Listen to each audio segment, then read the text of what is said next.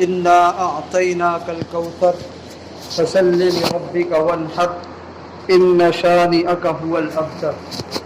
وقال الله تبارك وتعالى لن ينال الله لحومها ولا دماؤها ولكن يناله التقوى منكم. صدق اللہ العظیم. محترم بزرگوں اور عزیز ساتھیوں، جیسا کہ علم میں ہے قربانی کے متعلق گفتگو چل رہی ہے، اور گزشتہ ہفتے چند باتیں ہمارے سامنے آئی تھی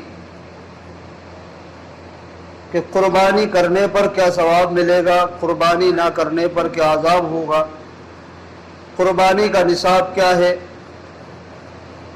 قربانی کس پر واجب ہے. یہ چند چیزیں ہمارے سامنے آئیں. اسی سلسلے میں ایک دو ہفتے اور ہے، ان میں بھی کچھ باتیں انشاءاللہ آئیں گی. جیسا کہ ہمیں پتہ چلا کہ قربانی صاحب نصاب پر واجب ہے، تو قربانی کے واجب ہونے کے لیے ایک شرط تو صاحب نصاب ہونا ہے. لیکن صرف ایک ہی شرط نہیں ہے، اس کے علاوہ بھی کچھ شرطیں ہیں جن کی بنا پر مسلمان پر، انسان پر قربانی واجب ہوتی. وہ شرائط جب تک پائے جائیں گے تو قربانی واجب ہوگی، اگر وہ شرائط نہیں پائے جائیں گے تو قربانی واجب نہیں ہوگی. تو ایک شرط تو یہی ہے کہ نصاب کا مالک ہو. ایک شرط یہ ہے کہ آدمی مسلمان ہو. غیر مسلم کے اوپر قربانی واجب نہیں ہے، کیونکہ غیر مسلم کے اوپر جو حکم نافذ ہوتا ہے، غیر مسلم جس چیز کا مکلف ہے وہ صرف اور صرف ایمان ہے. سب سے پہلا حکم غیر مسلم کی طرف متوجہ جو ہوتا ہے وہ ایمان کا حکم متوجہ ہوتا ہے، اعمال کا حکم متوجہ نہیں ہوتا ہے. ہاں، جیسے ہی اگر کسی نے اسلام قبول کر لیا، ایمان قبول کر لیا، تو اب اسلام کے جتنے بھی اعمال ہیں وہ سارے کے سارے کام اس کی طرف متوجہ ہو جائیں گے. لیکن جب تک اسلام قبول نہیں کرے گا اس وقت تک صرف ایمان کا مکلف رہے گا، اعمال کا مکلف نہیں رہے گا. اس لیے اگر کوئی غیر مسلم 50 سال کی عمر کے اندر یا 40 سال کی عمر میں اسلام قبول کرتا ہے تو اب اس سے یہ نہیں کہا جا سکتا کہ تمہاری زندگی کی جو 40-50 سال کی جو نمازیں چھوٹی ہوئی ہیں ان کی آپ کو قضا کرنا پڑے گا. ایسا نہیں کہا جائے گا. کیوں؟ اس لیے کہ جب تک وہ مسلمان نہیں تھا 40-50 سال تک، تو 40-50 سال تک اس کے اوپر نماز فرض ہوئی نہیں، صرف ایمان فرض تھا اس کے اوپر. اس کے برخلاف اگر کوئی مسلمان ہے، اس نے 40-50 سال کی عمر میں توبہ کی، 40-50 سال کی عمر میں اگر اس نے اپنے گناہوں سے توبہ کی اور 40-50 سال اس کی زندگی کے، مسلمان کی زندگی کے ایسے گزر گئے ہیں کہ جن 40-50 سال کی عمر میں اس نے کوئی نماز نہیں پڑھی ہے، اب اگر 40-50 سال کی عمر میں اگر وہ توبہ کرتا ہے تو اس کو یہ کہا جائے گا کہ 40-50 سال کی نمازیں آپ کو قضا بھی کرنا پڑیں گی. کیوں؟ اس لیے کہ 40-50 سال میں بھلے ہی اس نے نہ پڑھی لیکن ساری کی ساری نمازیں فرض تھی. تو غیر مسلم پر سب سے پہلا حکم جو لگتا ہے وہ ایمان کا لگتا ہے. اس لیے قربانی بھی اعمال کی ضمن میں ہے، اس لیے قربانی بھی غیر مسلم کے اوپر ضروری اور واجب نہیں ہے. تو پہلی شرط تو یہی ہے کہ آدمی مسلمان ہو، غیر مسلم پر قربانی واجب نہیں ہے. دوسری شرط یہ ہے کہ آدمی عاقل ہو، پاگل پر قربانی واجب نہیں ہے، بھلے ہی وہ پاگل کی ملکیت میں کتنا ہی مال و دولت ہو.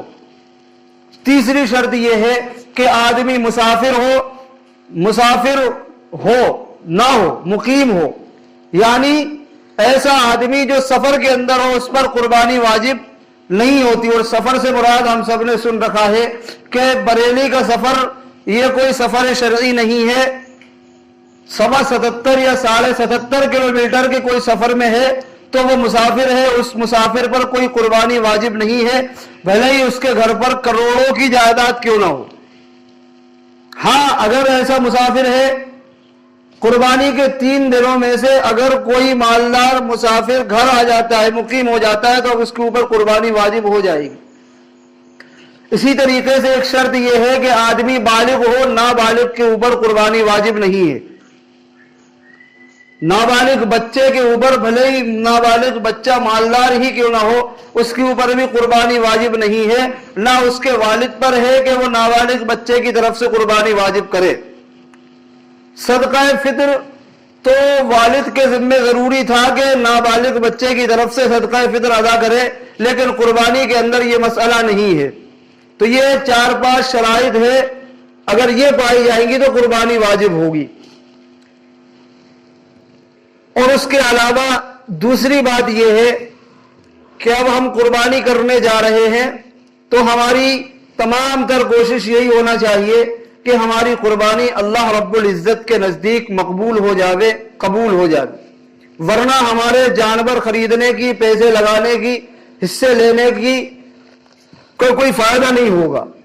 اس لیے سب سے پہلی چیز قربانی، علماء کرام فرماتے ہیں کہ 2 شرطیں ہیں قربانی کے واجب ہونے کے لیے، 2 شرطیں ہیں، اگر وہ 2 شرطیں پائی جائیں گی تب جا کر انسان کی قربانی مقبول ہوگی، قبول ہوگی۔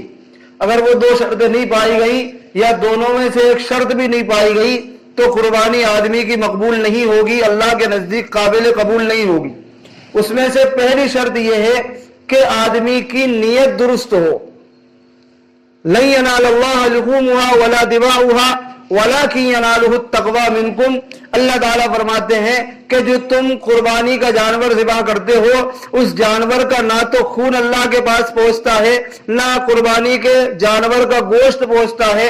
اللہ تعالیٰ کے نزدیک اگر کوئی چیز پہنچتی ہے تو وہ تمہارے دلوں کی نیت پہنچتی ہے، تمہارے دلوں کا تقوی پہنچتا ہے کہ تم نے کس نیت سے قربانی کی۔ اس لیے اپنی نیتوں کو سب سے پہلے درست کرنے کی ضرورت ہے کہ ہم جو قربانی کریں اس کے اندر خالص اللہ کی رضامندی ہی ہونا چاہیے۔ اس کے علاوہ ذرہ برابر بھی اگر ہماری نیتوں کے اندر فتور آ گیا یا ہماری نیتوں کے اندر ریاکاری آ گئی یا ہم نے اپنے جانور کی نمائش اس وجہ سے کر دی کہ لوگ دیکھ کر کہیں گے کہ ماشاءاللہ کتنا مہنگا جانور لے کر آئے ہیں، ماشاءاللہ کتنا ہٹا کٹا اور فربا جانور لے کر آئے ہیں، اگر ذرہ برابر بھی ہماری نیت کے اندر یہ چیز آ گئی تو پھر اللہ تعالیٰ کو ہمارے قربانی کی کوئی ضرورت نہیں ہے۔ اللہ تعالیٰ کا قاعدہ اور قانون ہے، اللہ تعالیٰ صرف اسی عمل کو قبول کرتے ہیں جو خالص اللہ تعالیٰ کے لیے کیا گیا ہو۔ جس عمل میں ذرہ برابر بھی ریاکاری ہو تو اللہ تعالیٰ کل قیامت کے دن کہہ دیں گے کہ جس لیے تم نے یہ عمل کیا تھا، جس کے لیے کیا تھا، ان سے جا کر بدلہ لے لو۔ اس لیے جب ہم قربانی کر ہی رہے ہیں تو سب سے پہلے اپنی نیتوں کو درست کر لیں۔ صرف گوشت کھانے کی ہماری نیتیں نہ ہوں،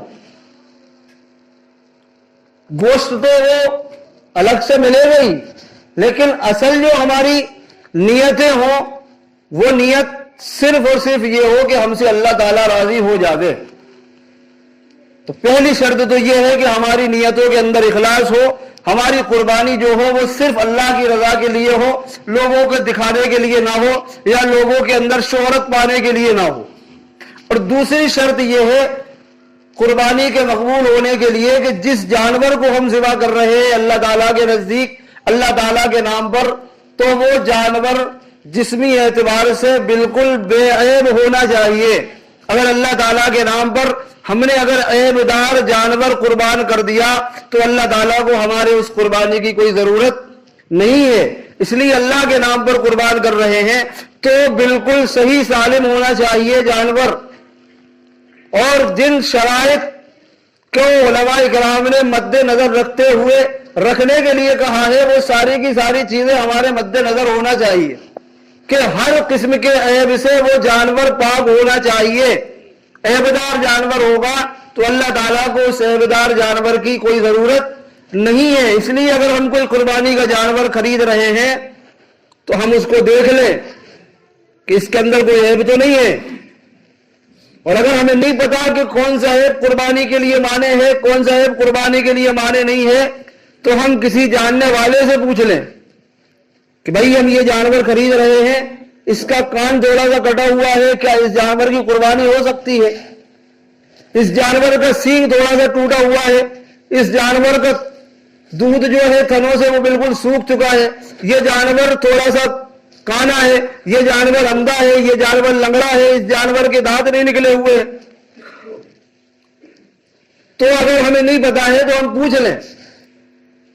اور یاد رکھیں کہ جانور جو ہو بالکل صحیح سالم ہو، نہ اس کا کان کٹا ہوا ہو، نہ لنگڑا ہو، نہ لولا ہو، اور نہ اندھا ہو، نہ کانا ہو، نہ کیسے ہی نہ ہو، بالکل صحیح سالم ہو۔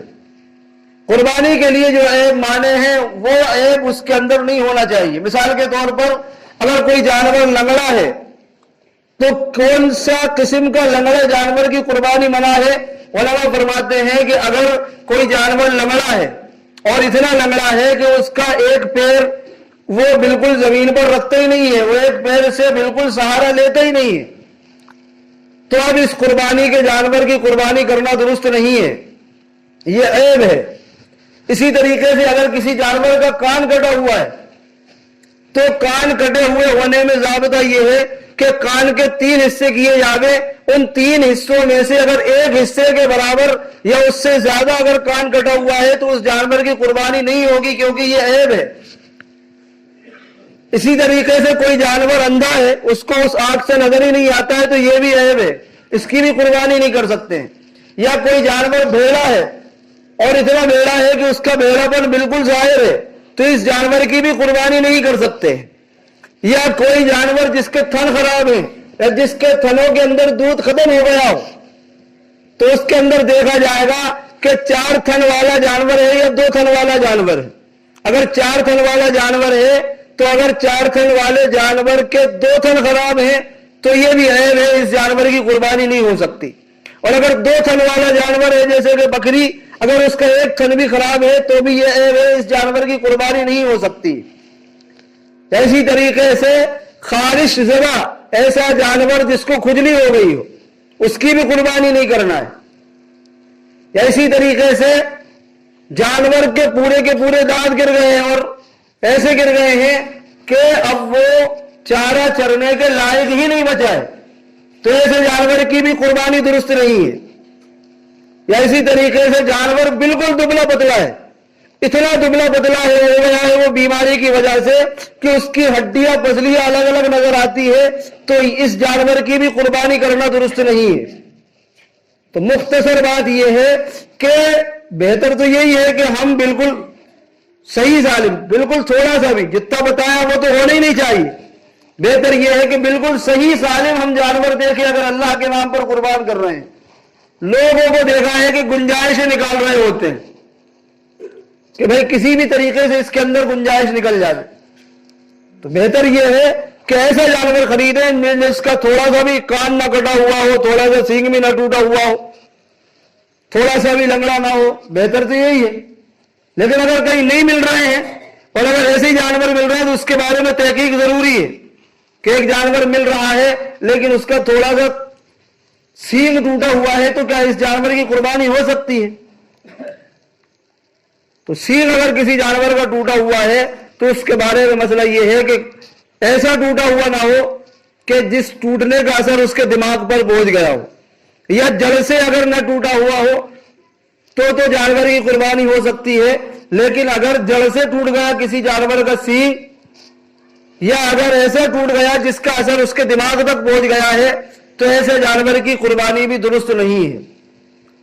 اس لیے اگر ہمیں اپنی قربانی کو قبول کروانا ہے تو ہمیں بالکل بے عیب جانور خریدنا ہے، اس بے عیب جانور کو اللہ کے نام پر قربان کرنا ہے۔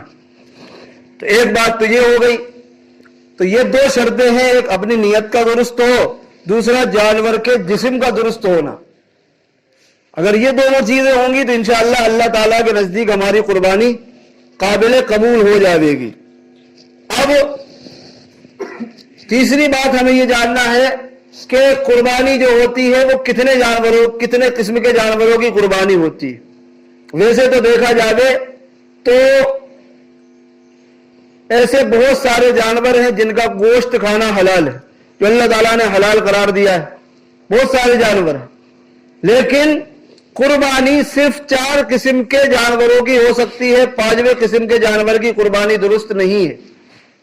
सिर्फ कुरान और सुन्नत के एतबार से, कुरान और हदीस की रोशनी में उलमा इकराम ने यह फरमाया है कि सिर्फ 4 किस्म के जानवर ऐसे हैं जिनकी कुर्बानी दुरुस्त है, उसके अलावा की कुर्बानी दुरुस्त नहीं है। वो 4 किस्म के जानवर कौन से? सबसे पहला तो ऊंट है, दूसरी किस्म गाय, बैल, भैंस, बोदा वगैरह, ये दूसरी किस्म में ये चारों चीजें आती। ऊंट पहली किस्म, ऊंट और ऊंटनी दूसरी किस्म, ये चारों चीजें।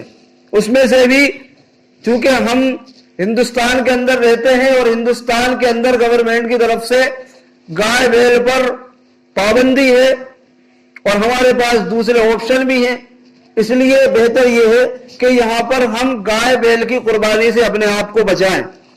दूसरे ऑप्शन अपने पास है, और अगर हम ये कुर्बानी करेंगे तो माहौल खराब हो सकता है, हमारी कौम के ऊपर आंच आ सकती है, या हम किसी रिस्क के अंदर पड़ सकते हैं। तो बेहतर यह है कि इस जानवर की कुर्बानी को ना किया जावे, उसके अलावा जो जानवर है उनकी कुर्बानी को करें। दूसरे ऑप्शन भी है हमारे पास। तो दूसरी किस्म ये हुई। तीसरी किस्म हुई बकरा और बकरी। बकरे की भी कुर्बानी कर सकते हैं, बकरी की भी कुर्बानी कर सकते हैं। चौथी किस्म दुम्बा, जिसको हमारे इलाके के अंदर भेड़ कहते हैं या गाडर कहते हैं। दुम्बा और दुम्बी, ये 4 किस्म के जानवर हैं जिनकी कुर्बानी कर सकते हैं, उसके अलावा किसी भी जानवर की कुर्बानी दुरुस्त नहीं है, भले ही वो छोटा जानवर हो या बड़ा जानवर। अब इन जानवरों की उम्र कितनी हो? तो अगर ऊंट और ऊंटने की कुर्बानी कर रहे हैं तो ऊंट और ऊंटने की कुर्बानी का जानवर है, उसकी उम्र 5 साल होना चाहिए। 5 साल से अगर एक दिन भी कम होगा तो उसकी कुर्बानी दुरुस्त नहीं होगी। और दूसरे नंबर जो भैंस बोदे वगैरह की अगर हम कुर्बानी कर रहे हैं तो उसकी उम्र 2 साल होना चाहिए। 2 साल से एक दिन भी कम होगा तो उसकी कुर्बानी दुरुस्त नहीं होगी। तीसरी किस्म है बकरा और बकरी। बकरा और बकरी के अंदर यह है कि 1 साल का मुकम्मल होना चाहिए। 1 साल से कम का अगर रहा, एक दिन भी कम का रहा तो उसकी कुर्बानी दुरुस्त नहीं है। और साल का एतबार इस्लामी महीनों के एतबार से होगा, अंग्रेजी महीनों के एतबार से नहीं होगा। मिसाल के तौर पर कोई बकरी ने आज बकरा जना है बकरा ईद से एक दिन पहले, तो अगली बकरा ईद पर उस बकरे की कुर्बानी कर सकते हैं। हालांकि अंग्रेजी महीने के एतबार से देखा जाए तो अभी ये 1 साल का नहीं हुआ है, क्योंकि पूरे साल के अंदर इस्लामी महीनों के अंदर और अंग्रेजी महीनों के अंदर 10 दिन का फर्क आता है। तो अंग्रेजी महीने के हिसाब से तो ये 1 साल का नहीं हुआ है, लेकिन इस्लामी महीनों के एतबार से 1 साल का हो गया है, तब इसकी कुर्बानी करना दुरुस्त है, इसकी कुर्बानी कर सकते हैं। बाद लोग ये समझते हैं कि बकरा अगर 6 महीने का है और अगर वो 1 साल के बराबर नजर आ रहा है तो उसकी कुर्बानी करना दुरुस्त है। ये गलत फहमी है। ये बकरे के अंदर ये मसला नहीं है। बकरे के अंदर तो मसला यही है कि बकरा पूरा का पूरा 1 साल का होना चाहिए। ये मसला सिर्फ दुम्बा और दुम्बी के अंदर है कि दुम्बा दुम्बी वैसे तो 1 साल ही के होना चाहिए, लेकिन अगर कोई दुम्बा ऐसा है जो 6 महीने का है लेकिन साल भर का नजर आता है, और अगर साल भर के दुम्बे को और इस 6 महीने के दुम्बे को एक साथ खड़ा कर दिया जावे तो कोई फर्क ना कर सके कि ये 1 साल का है या 6 महीने का है।